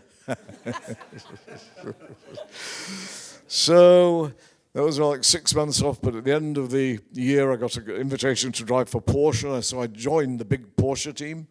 And they had 5 cars at Daytona for the 24-hour race. And I'd still got, my arm had to be redone 6 weeks before because it hadn't healed. And the surgeon who did it, he opened it up from my wrist to my elbow. He took bone out of my hip and glued it on the broken bits that were cleaned up. And he said, don't use it till you have to. So I threw the sling off at Daytona and I drove really with one hand, resting this hand, the injured one, on the wheel in case. And I thought, boy, 24 hours of this with a co-driver, Vic Elford. It didn't look too good. Anyway, in the evening, the first of the long-tail 908s came in the pits with the engine misfiring. The engineers examined it. He said, we are finished. They will all break. Ha, ha, ha. When we were out by midnight. So they then sent my co-driver, Joe Siffert, the great Swiss driver, to Sebring to do a 24-hour test for the 12-hour race. At 20 hours, the chassis broke. The engineers examined it. They said, this is good. The race is only 12 hours. Yeah, well, guess what happened in the race? They all broke the chassis. So I'd won the Targa Florio. Is this working okay? Can you hear it okay? Okay. The Targa Florio in Sicily was a road race. It was 44 miles to one lap. There's 700 corners per lap. And my great co-driver, Joe Siffert, and I had won it in 1970. And I'd made a stupid retirement to South Africa in the end of 70, so I'd come back out. I didn't have a drive. But in April, John Wyer, the head of the Gulf team and Porsche, he said, would you like to do the Targa Florio? Because Derek Bell, who took my place in the team, he'd never done it. And I'd won it the year before with Joe Siffert. Anyway, Joe crashed the car the day before the race.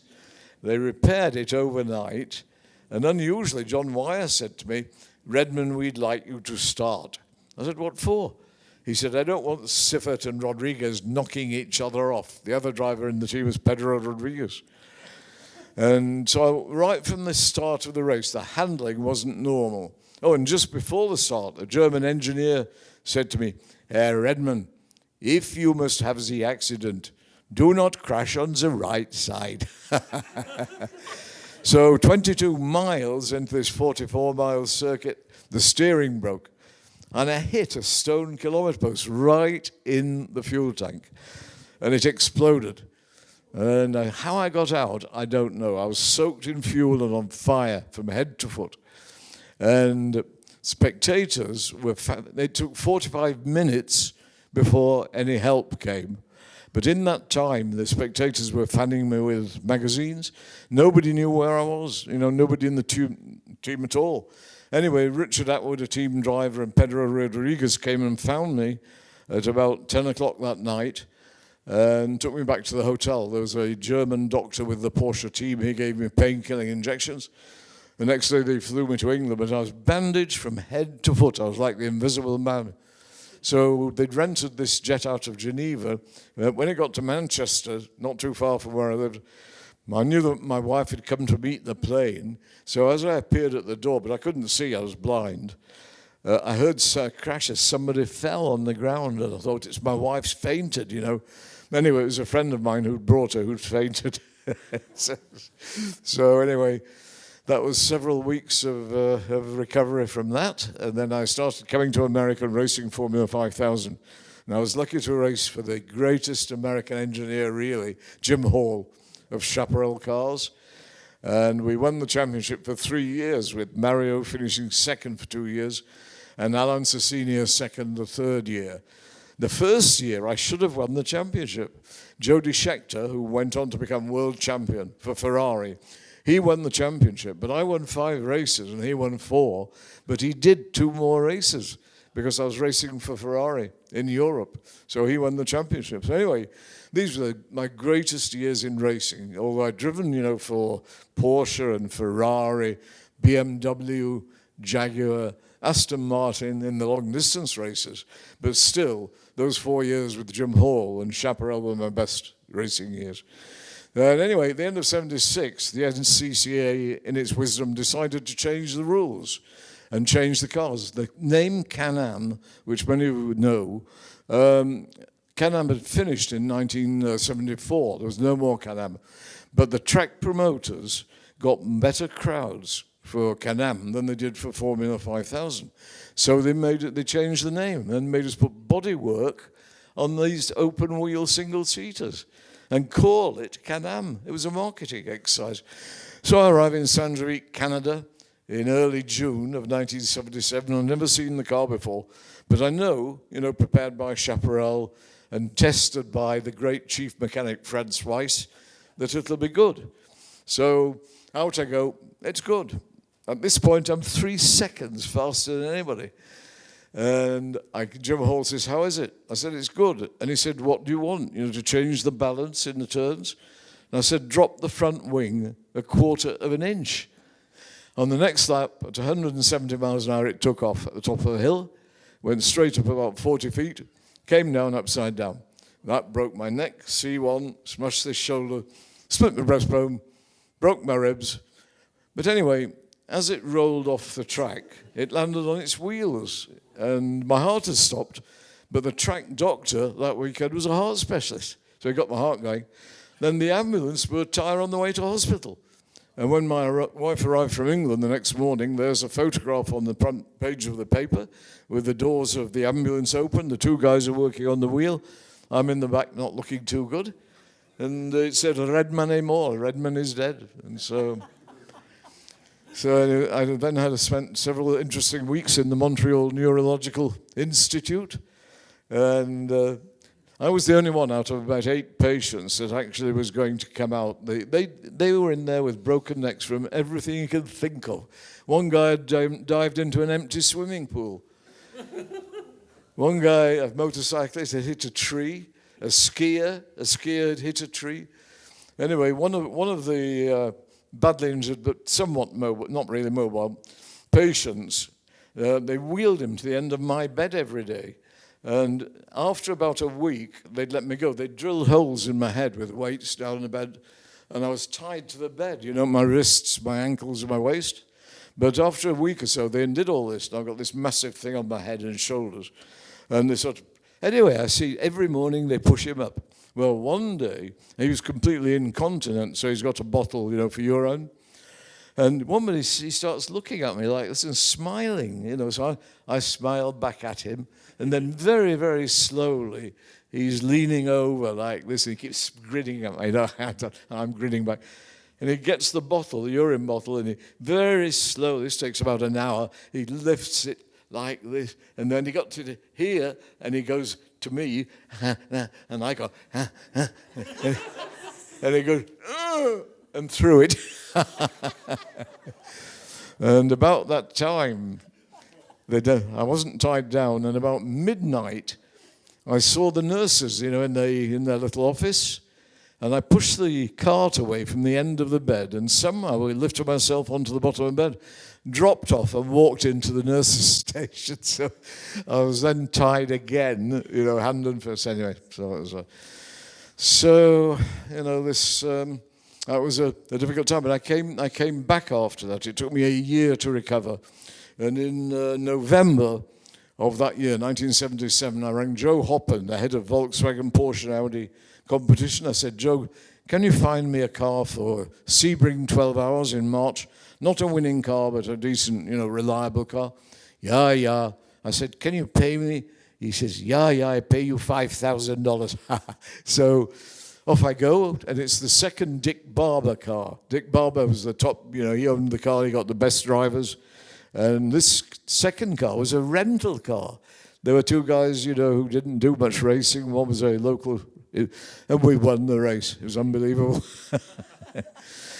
And then in 1981, brought another new car to America, the Lola T600, and won the IMSA Camel GT Championship. So anyway, I think that's enough for the time being, and thank you very much. You have really one of the hero on this time. He was racing with Jimmy Clark, with Jackie Stewart, with all the big name in Italy, American, etc. Yes. You were very close also with Dan Gurney. Yeah. Thank you, Brian. Thank you to visit us. Yes, indeed, a real hero. Such great experiences, such great stories, except for the injury part. But thanks for being with us. Thank you. Moving on, Dean Case, who is very active with Formula SAE in a lot of the schools and kind of has his hand on what students are looking at today, because they are the future of the auto industry and the racing industry. And you've got a couple of points you want to cover here. Yeah, thanks, Don. Is there anyone in the room who does not know what Formula SAE is? Everyone knows? Perfect. We've got a display downstairs, and we've got some students from Cal Baptist here in the room. I would encourage you afterwards, go down and take a look at the cars. If you walk through the IndyCar paddock or IMSA paddock, I don't think you'll find any race engineer under the age of 40 who does not have Formula SAE or Baja SAE on their resume. This is really the training ground for not just the sport, but the industry as a whole. We did an event, we collaborated with SEMA last month. We had 425 students from over 30 universities there, and 13 companies are actively hiring. So if you're looking to hire engineers, we have this amazing talent pool. And we got Ben Heifel and Luis from Haas. They are kind of leaders on our SA section board. They'll take you down there and introduce you to the students and, give them some feedback on their cars. But a lot of this is helping develop the future of the sport. And SAE SoCal, we're the second largest collection of engineers in the country, second only to Detroit. But we have a more diverse industry base here because it's not just ground transportation, but it's also aerospace. And we've really established ourselves with doing a lot of collaboration, like with SEMA. I've known Don Taylor for 30 plus years, so we're happy to collaborate on this event. I've got Lana Chrisman in the back from Lions Museum. That's where it's kind of our home for our regular meetings. So if you have great content to share, we've got great audiences who want to hear the stories. And we've partnered here with the Long Beach Grand Prix Association for the last 12 years. One of the students asked me originally, could we do a parade lap with our Formula car at the race? And I said, let's see, experimental vehicles, student drivers, concrete walls. I don't think so. But I think we can give you display space that you can become active business partners because, let's face it, you go to some races, it looks like an AARP meeting, and we'd like to make sure we have younger audiences, and that's what our SAE students represent. So we're just happy to be here. I love the connection. I was here in 1975 as a kid. I saw Brian Redmond win the race here. In 1982, I was on part of a team that raced at Pomona, one of the first ever Mickey Thompson off-road races. So it's great to be connected with wonderful people here. So Don, I'll let you turn it over to our feature. We have a film presentation here, which will be very cool. But I would just encourage you sometime today or tomorrow, please visit the expo area and visit the students. If you're hiring engineers, I'm sure the Cal Baptist students brought resumes because they're very prepared. And that's it. Thank you very much. Thank you, Dean. And yes, we're very happy to have SAE is one of our partners here in helping us do this and helping with getting a video of this seminar, which will be posted. At this point, we're going to turn things over to Taylor Hawkins, filmmaker, and he got involved with Eve and created a special project. We want to hear something about the background of that, and then we will actually look at it. Hi everyone, a patient crowd here. This is our final presentation, playing for the very first time a short documentary about Stand 21 and the legacy of Eve Morzeau. I came upon this project with Eve. I had made a film about a gentleman racer who was actually wearing a Stand 21 suit and one of Eve's employees saw the film, reached out asking to use it. And I had never heard about Stand 21's story. I thought to myself, this is an incredible story. How's this not been told? And he said you can just ask Eve. And when I met Eve and asked him about it, you want the mic here? Oh, okay. He said, I don't want a marketing commercial, but if you want the true story, I'm open to sharing my heart and my life. And he really did invite me into his home and into his world. And it's been a dream project for me, and I'm looking forward to sharing it with you. Exactly. A lot of people interview me and make movie and discuss with me and explain every time the same thing. And I said to Taylor, please, Taylor, it's a legacy. If I'm and me, I wrote my story, but I never get any picture, any movie because I was in the show. And then when you start with no money and you want to run a company, come from zero to now we have 120 around the world. We are making thousand of overalls, helmets, all that, and everything is produced inside, and everything is produced by Stand 21. And I'm very proud today, like you have seen before, to transmit to my kids. But I'm 78. God is waiting for me. Maybe in 5 years, 10 years, 20 years, I don't know. But sure, everybody live, okay? But I am very happy. You make a very good job. We have to make some small because one part of my life, it was in 82 when Gilles Villeneuve died. And I was with Jacques Lafitte after he came out of the car. He was on a race track, and he came out of the track. He jumped out of the car and come to me and say, Yves, we leave. Gilles is dead. Because the evening before, we had a beer with him at his truck. And that's how we decided to have a golf course together with Alain Prost. We will add that. But now, let's go to the movie. Okay. I have to stop my tears, too. Yves, you're the man. That's...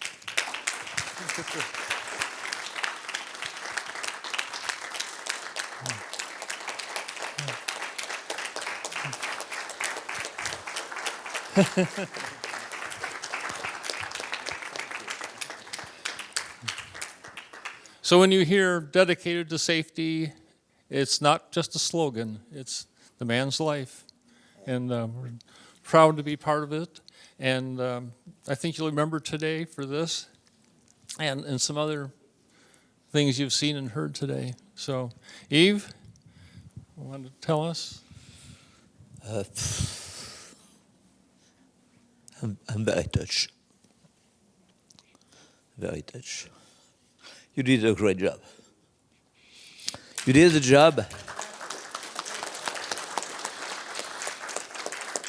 I was there. I did a lot more. We forgot the helmet story. We forgot so many stories. But, but it's 56 years of life. I'm old, but I am happy because I did a lot of things. I was a dreamer. I was thinking, and I was completely a dreamer, but sometimes dream arrive. Thank you to all of you.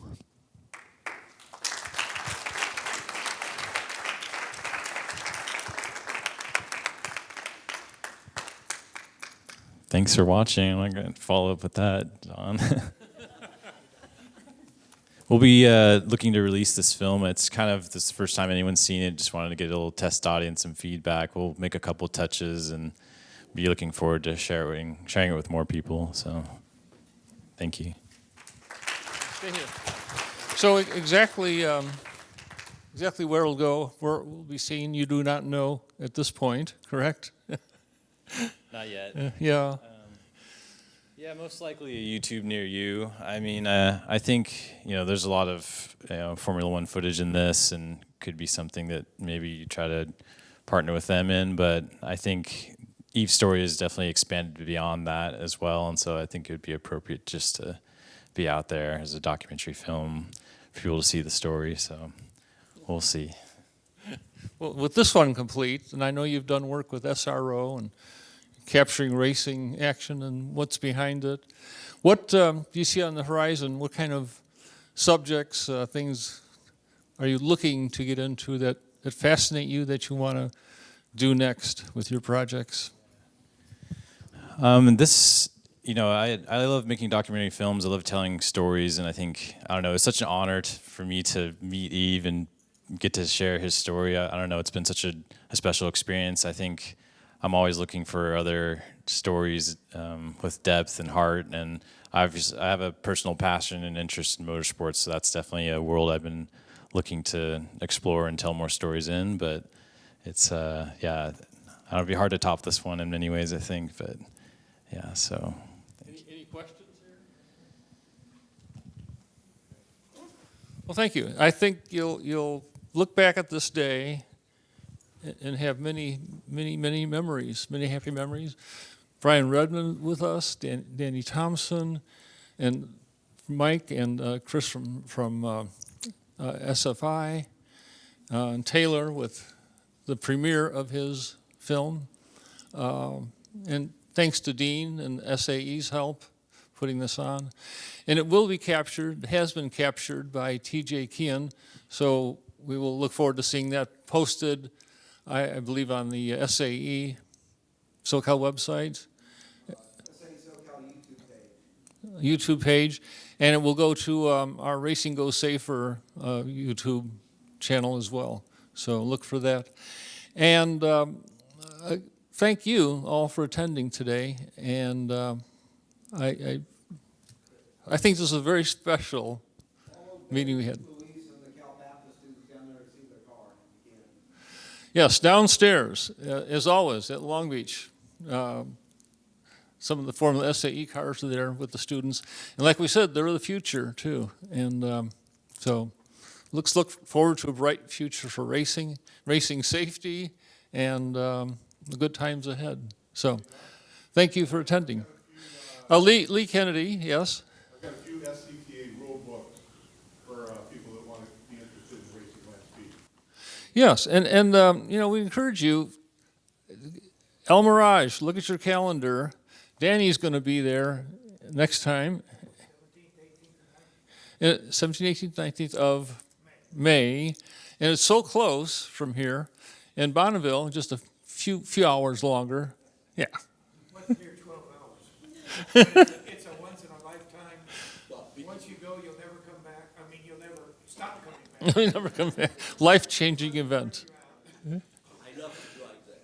And Eve loves it. Eve will go to Sebring, Daytona, Bonneville, Pomona, you name it. Laguna Seca, Eve will be there. So with that, we're going to say thank you again, and we'll see you next year. And Lee, you have another announcement? You got them with you there. Okay. Okay, well, thanks again. Thanks to all our guests. And our speakers will stick around and take a picture.